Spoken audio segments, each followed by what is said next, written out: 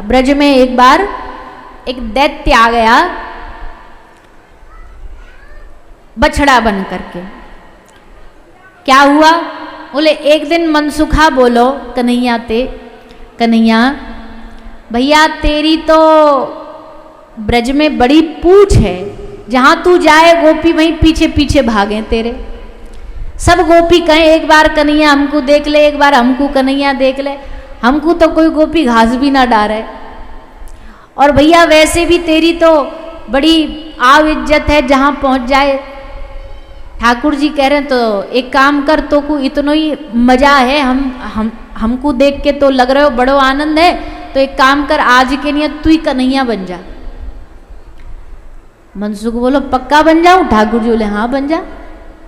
तो मनसुख आज के लिए कन्हैया बन गए। ठाकुर जी ने याकू अपनी बांसुरी दे दी, अपनी पीताम्बरी दे दी, अपनो कमरिया दे दी, सब साज श्रृंगार दे दियो, मनसुखा को बना दियो कन्हैया।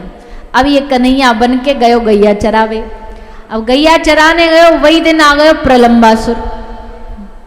प्रलंबासुर आयो। प्रलंबासुर क्यों आयो? कन्हैया को मारने। अब ये कन्हैया को ढूंढ रहे हो।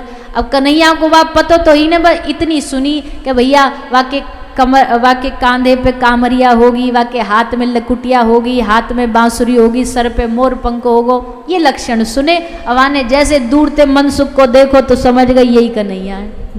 अब हम मारने दौड़े। अब मारने दौड़े तो पकड़ के धोती मनसुख भगो भगो आवे, अरे कन्हैया मर गो बचा ले। ठाकुर जी बोले कहा भयो? बोले जीवन में एक बार तो मौको मिलो कन्हैया बनने, गोपी तो पीछे परी ना परी, राक्षस पीछे पड़ गयो। ठाकुर जी बोले तो ये बड़ी लगी कन्हैया बनने की, देख कन्हैया बनने के फायदे हैं तो नुकसान भी तो कितने। दिन भर हमारे पीछे ये दैत्य भगे डोले, इनको भी तो मानना पड़े। ले हाँ भैया सही कह रहे हो, ले पकड़ अपनी कामरिया को, तू ही बन कन्हैया, हमारे बस की बात नहीं है। तो सबरो मुकुट, सबरो मोर पंख, सारी कामरिया सब दे दी। तो इस प्रकार ठाकुर जी प्रलंबासुर आयो। अब नकली कन्हैया हट गए, अब असली कन्हैया को सामनो भयो, तो पकड़ के प्रलंबासुर को ठाकुर जी ने उद्धार कर दियो। अब भैया देखो ब्रजवासियों के लिए तो गैया प्राण है, ठाकुर जी के लिए भी है, पर कितना प्रेम है गौ माता से ब्रजवासियों को कि देखो आज क्या कह रहे ठाकुर जी, ब्रजवासी कृष्ण से कह रहे, कन्हैया से कह रहे, लाला तैने एक बहुत बड़ो अपराध कर दियो। कहाँ अपराध करो? बोले तैने एक बछड़ा की हत्या करी, गो हत्या हुई है तेरे हाथ ते, तो अब तैने इतना बड़ो पाप करो, या को जब तक पश्चाताप नहीं करेगो हम ब्रजवासी तो को अपनाएंगे नहीं। ठाकुर जी कह रहे हैं अरे तुम सब बावरे हो का, तुम्हें ना पता हो का, वो दैत्य हो, वो राक्षस हो, अब राक्षस को नहीं मारो तो वो हमें मार देगो। ब्रजवासी बोले हम कछु नहीं जानते, हम तो इतना जानते हैं वो बछड़ा था, गौवत्स था। और भैया गैया की ठाकुर जी ने करी नहीं, पर हम बता रहे हैं कि गौ हत्या करने के बराबर संसार में दूसरा कोई पाप नहीं है। गौ हत्यारे जो होते हैं ना, इनके न जाने अगले कितने जन्म नरक में बीतेंगे। और केवल गौ हत्यारे ही नहीं, ये जो लोग गाय को पीड़ा भी देते ना, गाय को मारेंगे, गाय को कष्ट देंगे, गाय को जला देंगे, तेजाब डाल देंगे, ये सब भी गौ हत्यारे हैं। इनको भी अनेक जन्मों तक नरक का वास मिलेगा। गौ माता को कष्ट देने वाला कभी सुखी नहीं रह सकता है, चाहे वो कितना भी प्रयास कर ले, उसको अंततो गत्वा दुख झेलना ही पड़ेगा। इसलिए भैया हो सके तो गाय के सेवार्थ जीवन को समर्पित करो, हो सके तो गाय की रक्षा के लिए अपने जीवन को समर्पित करो, हो सके तो जहां कोई दिख रहा है कि ऐसा अत्याचार गायों पर कर रहा है, और देखो सब हैं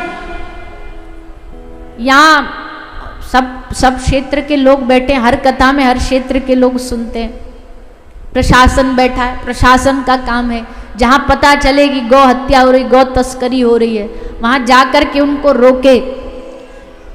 कोई नेता है उसका काम है कि वो अपनी उस कुर्सी का बल का लाभ उठा करके गौ हत्यारों को दंड दिलाए।